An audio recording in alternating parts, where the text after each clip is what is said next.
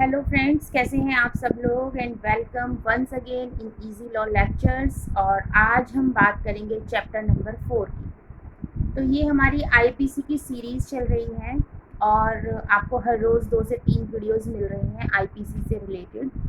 हम एक बार थोड़ा रिवाइज़ कर लेते हैं। 23 चैप्टर्स हैं, इसमें 511 सेक्शंस हैं और हम हर रोज़ आईपीसी सीरीज़ के अंदर कुछ वीडियोस को देख रहे हैं और आईपीसी को समझने की कोशिश कर रहे हैं। सबसे पहले तो मैं आप सब लोगों को एक चीज़ कहना चाहती हूँ, कहीं ना कहीं हम जैसे जो लोग लॉ स्टूडेंट्स हैं वो तो लॉ के बारे में जानने ही लगे हैं, जो लॉ प्रोफेशनल्स हैं वो तो लॉ के बारे में बहुत अच्छे से जानते हैं, लेकिन एक ले मैन, एक जनरल इंसान जिसने लॉ नहीं पढ़ा, उसको भी कहीं ना कहीं 5 से 10% नॉलेज लॉ की रहती है। न्यूज़पेपर के ज़रिए, फिल्मों के ज़रिए या यूँ कह लो अखबार के ज़रिए कहीं ना कहीं वो लॉ जो लागू हो रहे हैं, जो अमेंडमेंट हो रहे हैं, या पुरानी बातों में या किसी की कन्वर्सेशन में या किसी आर्टिकल में वो पढ़ते हैं और उनको कहीं ना कहीं लॉ की नॉलेज होती है। कुछ मिसकंसेप्शंस भी हैं लोगों की लॉ के बारे में। तो फिर जब हम लॉ के बारे में अच्छे से पढ़ते हैं और चीज़ों को समझते हैं तो वो मिसकंसेप्शन दूर हो जाती हैं। तो आज हम लॉ के अंदर जो पढ़ने वाले हैं वो चैप्टर 4 है। जनरल एक्सेप्शंस का चैप्टर पढ़ने वाले हैं।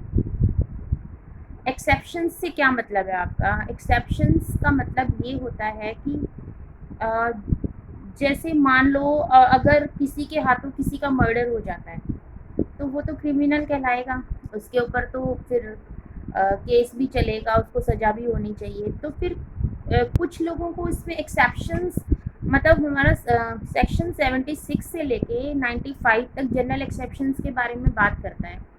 तो किन लोगों को ये क्रिमिनल वाले टैग से एग्जाम्प्ट किया जाएगा, किन लोगों के ऊपर ये क्रिमिनल वाला टैग नहीं लगाया जाएगा, उसके बारे में बात करता है चैप्टर 4 जनरल एक्सेप्शंस। सबसे पहले तो आपको ये याद रखना ज़रूरी है, जनरल 76 से लेके 95 तक सारे सेक्शन जनरल एक्सेप्शंस की बात करते हैं। जैसे 76 और 78 क्या बात करता है?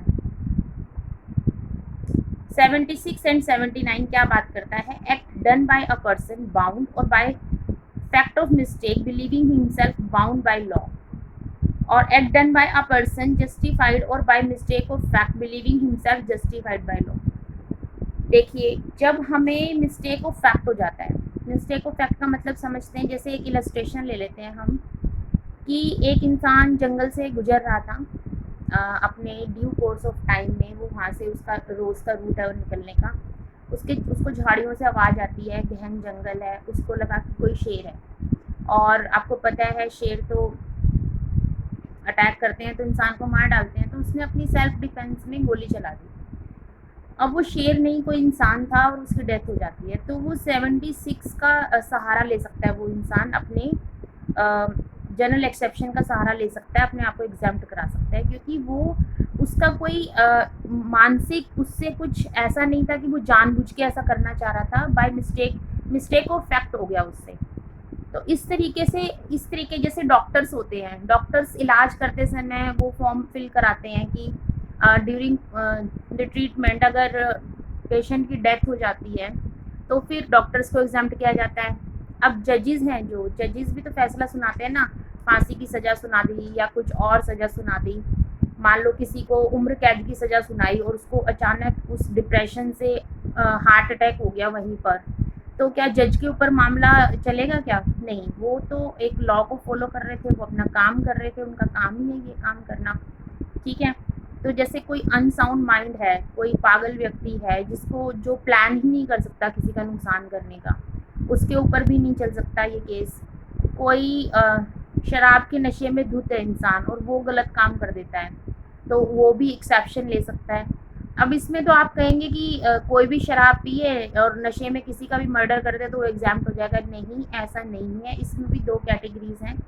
अगर आपने अपनी मर्ज़ी से शराब पी है और उसके बाद ही गलत काम हुआ है तो फिर आप उसके लिए पूरे ज़िम्मेदार हैं। लेकिन अगर आपको किसी ने ज़बरदस्ती वो आपको नशे की हालत में किया है, ज़बरदस्ती आपको पिलाया गया है और फिर आपसे वो काम हो गया, तो फिर आप ये एग्ज़ैम्पशन ले सकते हैं। तो गुड फेथ में अगर आपने करा है, आपकी इंटेंशंस गलत नहीं थी, मैंसरिया नहीं थी, तब तो आप ये एग्ज़ैम्पशंस का सहारा ले सकते हैं। जब भी हम किसी वीडियो में बात करते हैं तो हमें वो बहुत ध्यान से वो सेक्शंस को करना चाहिए। आज जब भी आप मेरी वीडियोस देखें, पेपर पेन ज़रूर लेके बैठें, कुछ नोट्स बनाएं, जो मैं बातें कहती हूँ उनको नोट करें, वो आपको बहुत हेल्प करेगी एग्ज़ाम में क्वेश्चन अटैम्प्ट करने में। 76 से लेके 95 तक, तो ये सारे हैं जनरल एक्सेप्शंस, और 96 से लेके 106 तक हैं of the right of private defence. ठीक है, प्राइवेट डिफेंस क्या होता है? खुद का डिफेंस, कि हमने अपने लिए अपनी जान बचाने के लिए अपने डिफेंस के अंदर हमने ये काम कर दिया। तो ऐसे 76, 77, 78, 79, 80, ठीक है, ये सारे के सारे जैसे आप करते जाएंगे। 81 इम्पॉर्टेंट है इसके अंदर। 81 में ये है कि आप बड़ा नुकसान बचाने के लिए कोई छोटा नुकसान कर देते हो तो भी क्योंकि वो 2 ही ऑप्शन उस समय थे आपके पास, तब भी आप एग्जाम्प्ट हो जाओगे, तब भी आपको आप बच सकते हो उन चीज़ों से। अच्छा, कई केसेस आप पढ़ोगे जिसमें लोगों ने वो केसेस के अंदर ये जनरल एक्सेप्शंस का सहारा लेने का कोशिश किया, पर वो एग्जाम्प्ट नहीं हो पाए क्योंकि उनका कहीं ना कहीं मैंसरिया था। वो कहीं ना कहीं मेंटली ये सोच रहे थे कि इस बंदे का हम नुकसान करें। तो आपको पढ़ना है, ये सारी चीज़ें पढ़नी हैं और बड़े ध्यान से पढ़नी है। इसमें एक जो सेक्शन है वो ये आता है कि 7 साल से नीचे के बच्चे, 0 to 7 ईयर्स के बच्चों का उतना मानसिक विकास नहीं हुआ होता कि वो कोई प्लान कर सकें, कोई क्राइम प्लान कर सकें, तो उनको बिल्कुल एग्जाम्प्ट किया जाता है।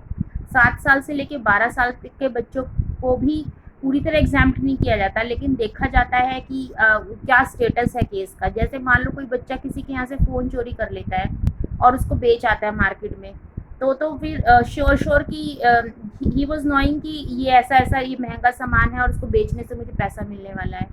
लेकिन वो केस का स्टडी करने के बाद पता चलता है कि 7 से 12 साल तक के बच्चे के ऊपर उस केस को कैसे लागू किया जाएगा।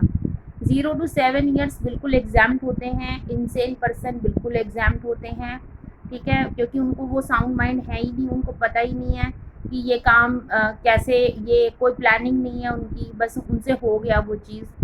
तो देखिए, जब हम लॉ पढ़ते हैं ना तो हमें बहुत सारी चीज़ें सीखने को मिलती हैं और हमें उन चीज़ों को अपनी ज़िंदगी में भी अपनाना चाहिए। सबसे पहले तो जो पेरेंट्स हैं, जैसे जो छोटे बच्चे जिनके घरों में हैं, पेरेंट्स को बहुत सावधानी पूर्वक अपने घर के सामानों को रखना चाहिए, चाकू को या कोई धारदार चीज़ों को।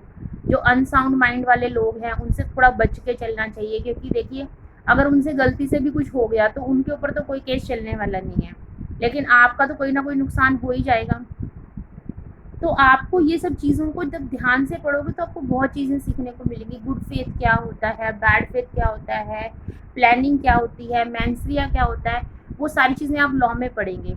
तो मैं उम्मीद करती हूँ कि ये वीडियो देखने के बाद आप जनरल एक्सेप्शन 76 से लेकर 95 को ध्यान से पढ़ेंगे और नीचे कमेंट सेक्शन में जाके ज़रूर मुझे बताएंगे अगर आपकी कोई क्वेरी है, कोई सेक्शन आपको समझ में नहीं आया तो मुझे ज़रूर बताएंगे।